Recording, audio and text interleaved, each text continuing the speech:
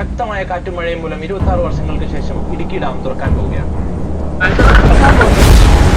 ഇടുക്കി ഡാമിന്റെ ആദ്യ ഷട്ടർ ഏതാനും നിമിഷങ്ങൾക്കകം തുറക്കുമെന്ന് നമുക്ക് പ്രതീക്ഷിക്കാം.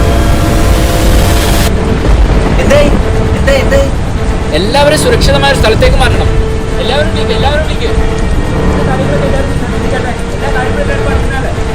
മഴ കൂടി വരികയല്ലേ, എന്തെങ്കിലും ചെയ്യണ്ടേ? നാട് മൊത്തം വെള്ളം നിറഞ്ഞിരിക്കുമ്പോ നമ്മളെന്ത് ചെയ്യാനാ? നമ്മളെന്നും കാണുന്ന വെള്ളത്തിനായെന്നും ഇതിനല്ലോ കുട്ടികളും മുതിർന്നവരും ഒക്കെ വെള്ളത്തിന്റെ നടുവിൽ നിൽക്കുമ്പോൾ നമുക്ക് എങ്ങനെ സമാധാനമായിട്ട് ഉറക്കാൻ പറ്റില്ല. ഞങ്ങൾ എന്തായാലും ബോട്ട് ഇറക്കാൻ തീരുമാനിച്ചില്ല. ഞങ്ങളുടെ ബോട്ടോട് മാത്രം എത്ര പേരെ രക്ഷിക്കാം?